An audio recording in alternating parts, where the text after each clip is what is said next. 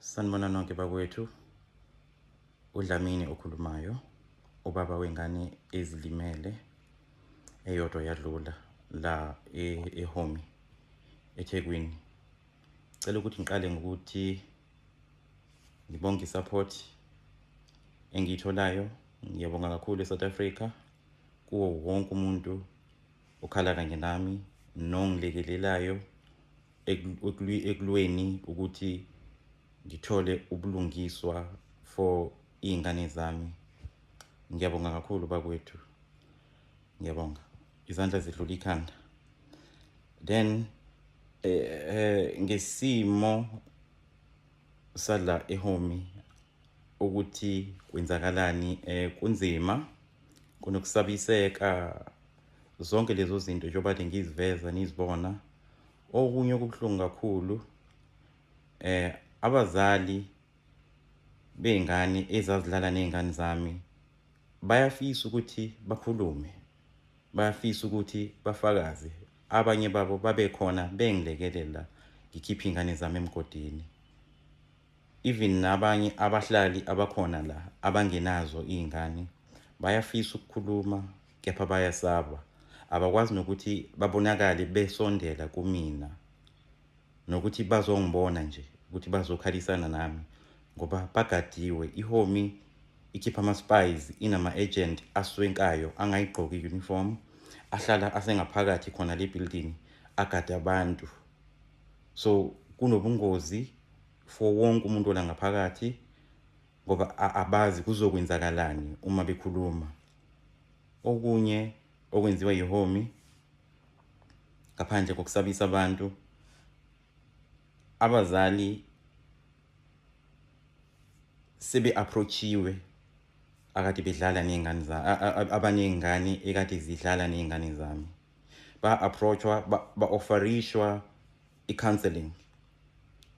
Kodwa mina njengomzali olinyalwele akuqaliwe ngami ukuthi ngi-approachwe ngendlela e-right, ngi-offerishwe usizo, ngi-offerishwe i-counseling. Akekho noyedwa osaqhamukile wakule nkampani le noma kubaphathi bale-ability. Okubuhlungu, bakhipha ne-statement, baqamba amanga, bathi sebebonene nomndeni, bayalikhipha usizo kwanje. Konke lokho akuyenzeki. Akekho nomuntu oyedwa engimaziyo wase-Home Office. Abantu engibaziyo base-Home yilaba abangabasebenzi abasebenza kuleli ability. Ibona kuphela engibaziyo. Ebaphathini babo angazi obani abaphathi, akazi nje baxhumane nathi. Into abayenzayo sebengisendela uWhatsApp, bathi kumina sicela ukulekelela ngomngcwabo, sicela ukulekelela lapho singalekelela khona. Umsendela kanjani umzali wengane elimele uWhatsApp? Umsendela kanjani umuntu oshonelwe uWhatsApp? Kungani ungaveli uzokhuluma naye, ukhombisa ubuntu, uhlale phansi, usho ukuthi indlela eyaphambili njengamanje sibona ukuthi senze kanje ukulungisa lesi simo. Kunalokho basenda uWhatsApp. Uma nguphendula uWhatsApp ngibuza ubani, ithini i-address yakho, awuphendulwa futhi. WhatsApp nje oqhamuka undiza as ukuthi uqhamuke eHomi, bathi bayi-Home management. Umsendela kanjani umzali uWhatsApp esesimeni esikanje? Kungani ungaveli uzokhuluma naye? Kuphelile u7 days akaze kuvele ngisho umuntu oyedwa.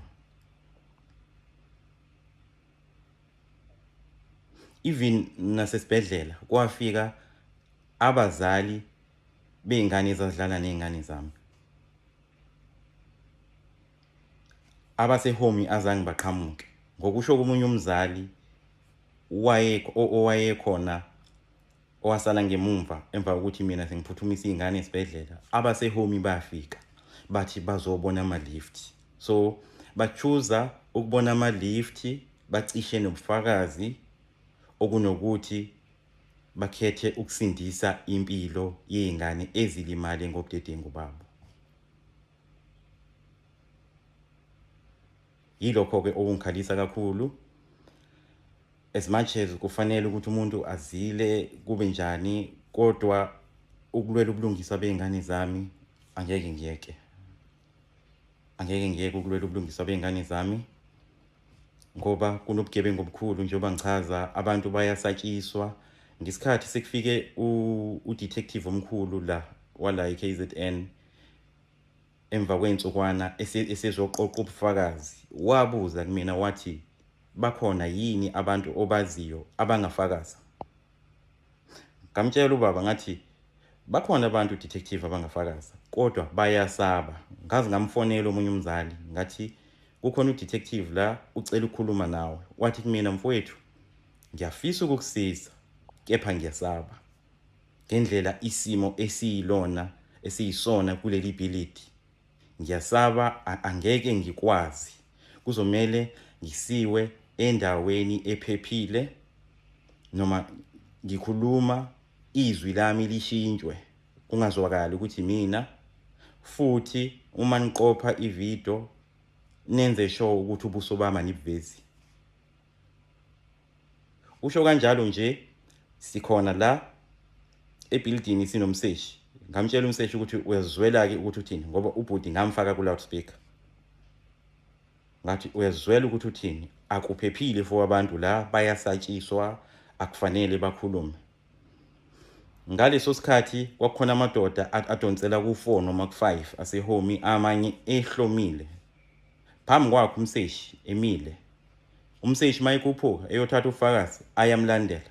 Enye yazi yam-approach umseshi imbuza ukuthi wenzani. Wathi umseshi, ndoda, samaphoyisa angeke usibuze ukuthi senzani, uyabona senzani, futhi asiyidingi imvume yakho. Eqhubeka lo mfowethu lo othunyelwe ihomi ebuza ukuthi imvume niyithole kubani. Wathi umseshi, asiyidingi imvume, siyasebenza la, uyazi kwenzakaleni, ungasibuzi lo mbuzo.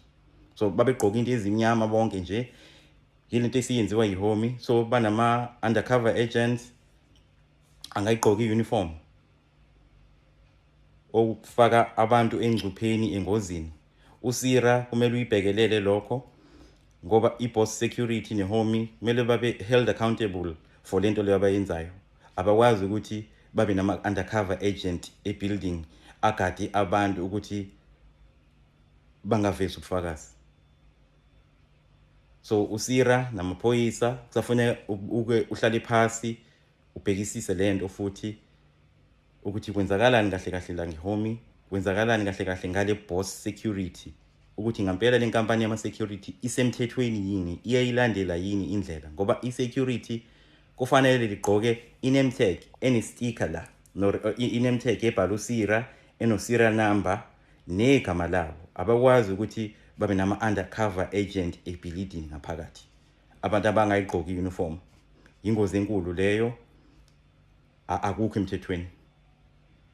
So isimo-ke lesi engibhekene naso, ngoba ngisho ngiphuma ebuilding ngigadiwe, abanye mhlawumbe bangilandela ngazi, kodwa nje isimo sibucayi. Kodwa-ke angeke ngiyeke ukulwela ingane zami. Lempi engibhekene nayo inzima, kodwa ngiyathemba ukuthi ubulungiswa ngizobuthola. Ngiyabonga kakhulu. Hello Mzansi, welcome to Umgosi waseMzansi. Imagine bantu bakho bawe ku-left shaft and then ama-owners aleyo building afuna ukuthi uvele uthule ube ushonelwe umntwana loyi-1 abe akukhoma. Bafune ukuthi uthule ungakhulumi lutho, bafune uvele uyindlulise indzaba, bafuna ungandi i-follow up, ungende ama-investigations, ungafuni kusitakala, uthule ngqwabe mntwana akho uthule. Does it make sense though? Nangu babwe the Dlamini twins uyakhuluma, uKhaya Dlamini uyakhuluma ukuthi bafuna athule, bafuna ayekele le ndzaba. They are trying to silence him. Kanjani alahlekelwe umntwana, kanjani kubhlungu, kanjani afuna i-closure, kanjani afuna i-justice for bantu bakhe. guys kubuhlungu lokwentekako eSouth Africa, nangokuthi nje abantu bayakhona kuthenga amaphoyisa, bayakhona kuthenga bantu kokuthi liqala lingaqhubeki, liqala nje liphelele emoyeni. Abantu abaningi baphume ngetinkani, they are demanding i-justice for the Dlamini twins. Liqala lelithole kunakwa kakhulu eSouth Africa, story lesithole kulandzelela kunakwa nokuthathela etulu akakhulu. Saze sangikhumbuta le story sacwecwe guys, bantu baze baphuma ngetinkani, bantu baze bayidimanda justice for bantwana labancane. Inkosi yami, bantu baze baphuma baseka umndeni wakwaDlamini ngokuthi kuthole ukulungiswa ebantwaneni babo, ngokuthi bathole closure, ngokuthi bathole justice. Bantu abaningi basho ukuthi njena we are not gonna back down, sifuna CCTV footage release, sifuna bulungiswa for the Dlamini twins. So please do comment what you think below down on the comment section. Don't forget to hit the notification bell. I'll see you on the next one. I'm signing out. Goodbye.